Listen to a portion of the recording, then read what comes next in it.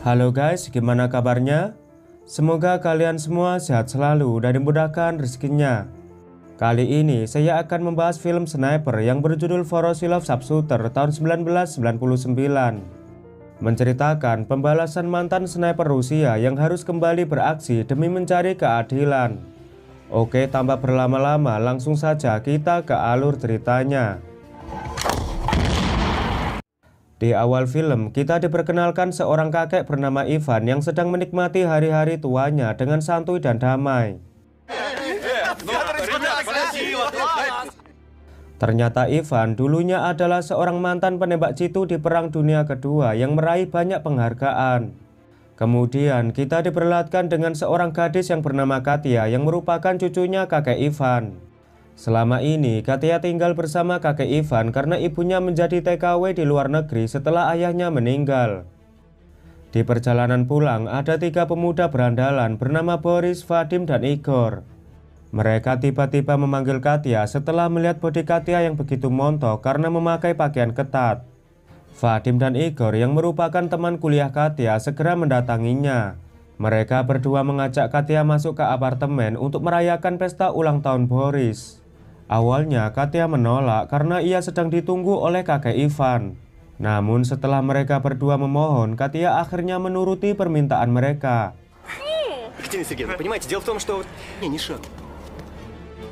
Mereka langsung menyuguhi Katya dengan minuman alkohol. Tapi Katya mencoba menolaknya karena dia biasa minum Harimas. Setelah mereka mendesak, Katya pun akhirnya meminumnya tanpa perasaan takut akan dibungkus. Mereka juga meminta Katya untuk menyanyikan sebuah lagu ulang tahun, karena kebetulan Boris si bocah tajir sedang merayakan ulang tahunnya. Ketika Katya bernyanyi, Igor secara diam-diam menuangkan obat tetes mata ke dalam minuman Katya. Setelah Katya menghabiskan minumannya, saat itu juga kepalanya jadi pusing. Mengetahui Katya lagi teler, Vadim berniat mengantarnya pulang tapi malah dilarang oleh Boris. Katya yang baru menyadari jika mereka bermaksud jahat, dia mencoba kabur dari sana. Namun mereka mencegahnya dan memperkaos Katya secara bergantian.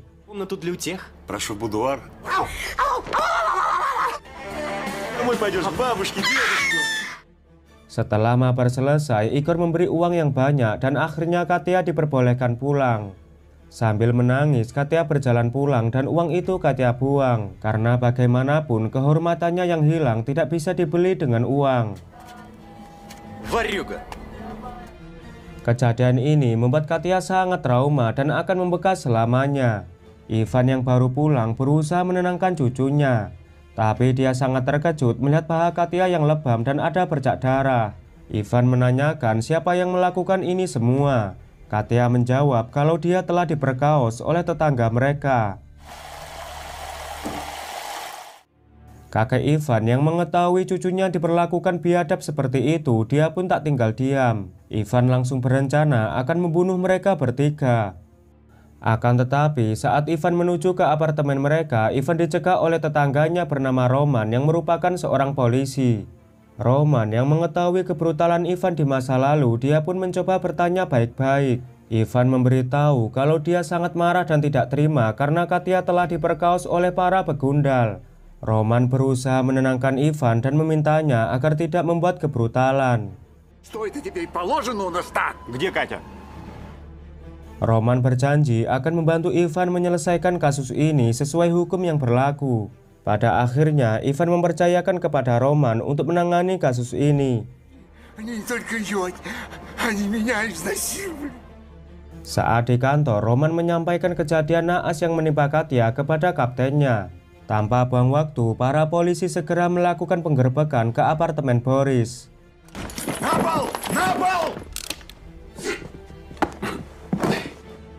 Setelah itu, para polisi segera menggeledah dan menangkap mereka bertiga.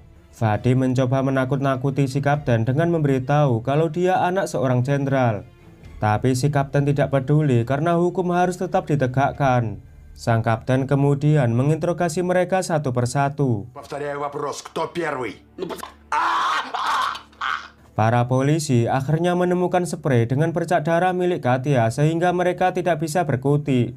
Ketika mereka akan dibawa ke kantor polisi, tiba-tiba datang seorang jenderal bernama Nikolai yang ternyata ayahnya Vadim. Nikolai mengajak berdamai dengan si kapten dengan diiming-imingi sejumlah uang dan kenaikan jabatan supaya mereka bertiga dibebaskan, terutama si Vadim. Tapi si kapten menolak dan akan membawa mereka ke penjara karena dia telah menemukan bukti yang kuat. Melihat si kapten yang susah diajak kompromi, Nikolai pun mengancam akan memindahkan kapten ke daerah terpencil.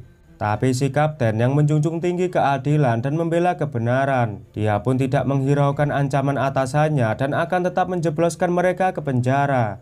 Si jenderal yang lebih berkuasa ternyata ancamannya tidak omong kosong, karena si kapten langsung dimutasi ke daerah lain dan para pemuda yang tak berakhlak itu pun dibebaskan. Di perjalanan pulang, alangkah kagetnya Ivan melihat para pemuda yang memperkaos Katya telah dibebaskan dan minum-minum seperti tidak terjadi apa-apa. Karena Ivan terus menatap mereka, sontak mereka bertanya, kenapa si kakek tua bangka ini menatapnya seperti itu? Ivan menjawab kalau dia sedang melihat iblis berwujud manusia. Sesampainya di rumah, Ivan mengajak Katya untuk menanyakan kelanjutan kasusnya. Tapi Katya menolak dan ingin melupakan kejadian yang menimpanya. Katya tidak ingin semua orang tahu jika dirinya sudah tak perawan lagi dan dianggap sebagai cewek murahan. Tapi Ivan terus membujuknya karena keadilan harus tetap ditegakkan dan para begundal itu wajib mendapat hukuman yang setimpal. Esok harinya, Ivan mengantar Katya ke kantor polisi. Di sana Katya melapor kejadian yang menimpanya. Namun si penyidik malah memojokkan Katya dan menuduhnya sebagai pelaku karena telah merayu pemuda itu demi mendapat cuan. Yang artinya si penyidik ini menganggap Katya sebagai wanita penghibur atau bahasa ilmiahnya disebut wanita pengencrit.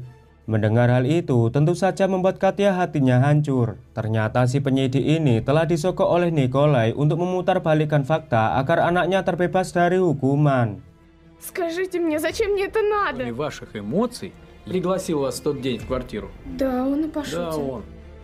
Sesampainya di rumah, Katya dan Ivan sangat kecewa karena penegak hukum tidak bisa melindungi rakyatnya seperti di negara Wakanda. Ivan yang tak mau menyerah begitu saja, dia pun berencana akan membawa kasus ini ke pengadilan. Что ты, моя дорогая? Esok harinya, Ivan mendatangi pengadilan dengan membawa semua penghargaan yang dia raih sewaktu menjadi tentara. Dengan begitu, Ivan berharap lembaga ini akan menghargainya sebagai pahlawan dan bisa menyelesaikan kasus yang menimpa Katya. Tapi sayangnya, jaksa ini menolak dengan alasan fakta dan bukti mengungkapkan bahwa Katya memang menawarkan diri kepada mereka untuk digilir demi mendapat uang. Ternyata, jaksa ini juga telah disogok oleh si jenderal. Вот явно.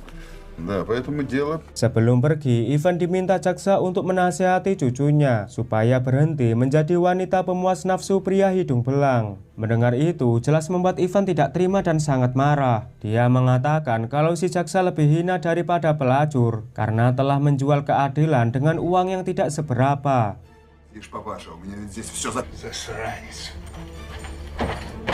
Dari sinilah Ivan menganggap kalau lembaga hukum di negaranya tidak bisa diandalkan dan hal ini membuat kebrutalan dalam diri Ivan bergejolak. Ivan yang merupakan seorang veteran perang akan mengadili para pelaku dengan caranya sendiri. Walau begitu, Ivan memerlukan uang untuk mengeksekusi rencananya. Alhasil dia pun menjual rumahnya di kampung agar mendapat uang. Ketika di rumah, Ivan melihat amplop berisi uang yang sangat banyak. Katya mengatakan jika Nikolai telah memberinya uang sebagai permintaan maaf atas perbuatan anaknya. Ivan tak habis pikir kenapa Katya mau menerima uang tersebut, karena ini sama saja dengan penghinaan dan menganggap kalau Katya adalah wanita bayaran. Lalu Ivan segera mendatangi rumah Nikolai untuk mengembalikan uang tersebut. Ketika sedang makan, terlihat kondisi Katya membaik dan tak lagi depresi. Tapi Ivan masih bertekad membalaskan dendam kepada ketiga pemuda bejat yang telah menodai cucunya. Katia memberitahu kalau tetangganya sedang keluar kota selama 3 minggu dan menitipkan kunci rumahnya kepada Ivan. Ivan yang menyadari jika apartemen itu berseberangan dengan apartemen Boris. Dia pun memanfaatkan kesempatan ini untuk dijadikan tempat mengeksekusi rencananya. Beberapa hari kemudian, Ivan pergi ke Moskow untuk membeli senjata tanpa sepengetahuan Katia. Dia mendatangi tempat penjualan senjata ilegal dan meminta si pedagang untuk dicarikan sebuah senjata sniper. Awalnya, bos ini tidak mau menjual sniper kepada Ivan, sebab senjata ini bukan untuk orang sembarangan. Tapi setelah Ivan memberitahu kalau dirinya adalah seorang mantan sniper, si bos segera menunjukkan senjata miliknya. Ivan meminta sniper yang mempunyai jangkauan tembak minimal sejauh 1 km, beberapa peluru, dan sebuah peredam. Si bos kemudian menguji kemampuan Ivan dalam menembak jarak jauh.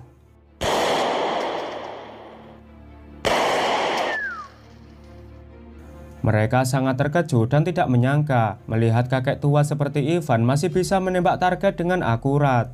Meski telah puluhan tahun pensiun dan tidak lagi memegang senjata, kemampuan Ivan sebagai mantan sniper terbaik masih luar biasa.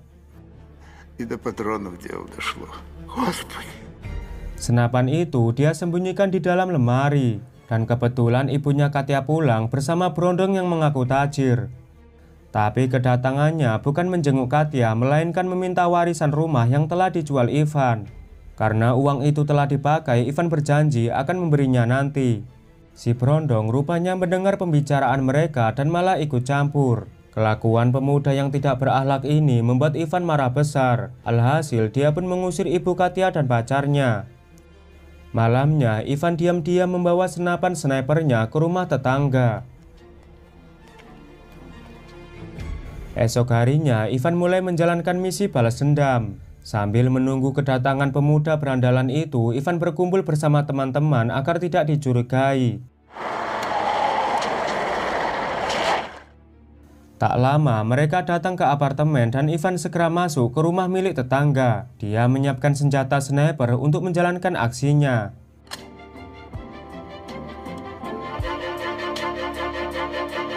Di sana, Ivan melihat mereka sedang asik minum amer.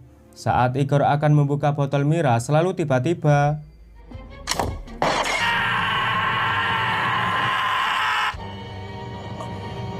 alhasil pecahan botol akibat tembakan Ivan mengenai rudal milik Igor. Ivan sengaja menembak botol itu untuk menyamarkan tembakannya seolah-olah terjadi kecelakaan. Kemudian Ivan membereskan tempat itu lalu segera nongkrong bersama teman-temannya. Tak berselang lama ambulan datang untuk membawa Igor ke rumah sakit. Sementara Ivan berjalan pulang dengan santuy.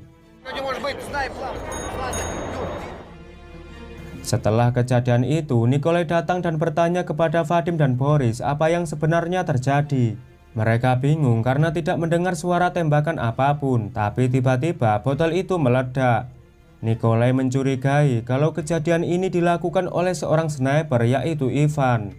Keesokan harinya, Roman mendatangi Ivan untuk menanyakan mengenai kejadian tersebut. Ternyata Roman ditugaskan oleh atasannya untuk menyelidiki Ivan. Tapi Ivan mengelak dan tidak tahu tentang kejadian tersebut. Roman menduga kalau si kakek ini adalah pelakunya, tapi dia perlu bukti yang kuat untuk bisa menangkapnya. Berapa hari kemudian, Ivan kembali menjalankan misinya. Dari kejauhan, Ivan melihat Boris akan mengendarai mobil baru. Ketika Boris menyalakan mobil sambil memutar musik dangdut, namun tiba-tiba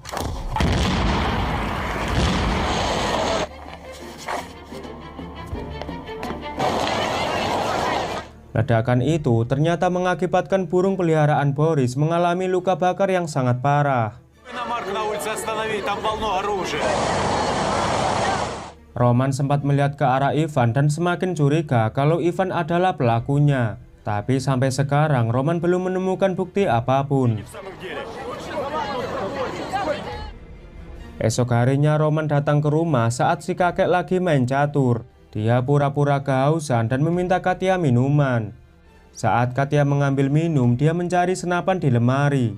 Namun dia hanya melihat kunci rumah tetangga Ivan. Katya memberitahu kalau si tetangga menitipkan kunci rumah karena sedang keluar kota.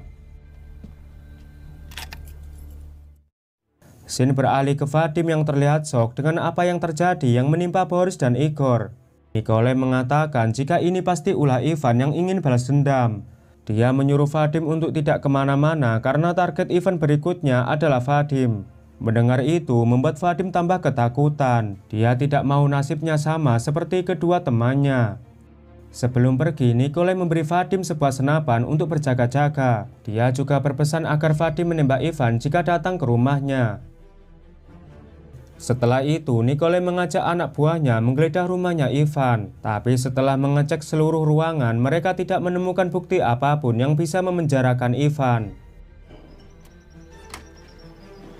Tapi sialnya, tetangga Ivan yang menitipkan kunci rumah datang di waktu yang tidak tepat. Dia meminta kunci itu sehingga membuat Nikolai curiga kalau Ivan menyembunyikan snipernya di rumah si tetangga. Saat itu juga Nikolai langsung membawa Ivan ke rumah tetangganya untuk mencari barang bukti. Di sana Nikolai menggeledah rumah tersebut. Sementara Ivan sangat panik karena selama ini senjatanya disimpan di dalam lemari. Tapi anehnya saat mereka membuka lemari, ternyata senjata Ivan tidak ada yang membuat Ivan kebingungan. Karena tidak menemukan barang bukti, Nikolai memaksa Ivan agar mengaku saja. Karena dia tahu jika Ivan yang melakukan semua ini. Ivan yang tidak mau mengaku membuat Nikolai sangat kesal. Dia mengancam akan membunuh Ivan jika sampai terjadi apa-apa dengan anaknya yaitu Vadim. Ivan mengatakan kalau Nikolai sudah terlambat. Mendengar itu, seketika Nikolai langsung panik dan segera pulang untuk menyelamatkan Vadim. Sesampainya di rumah, Nikolai menggedor pintu karena terkunci rapat dan tidak mendengar suara Vadim. Ketika Nikolai menembak pintu tersebut dan tiba-tiba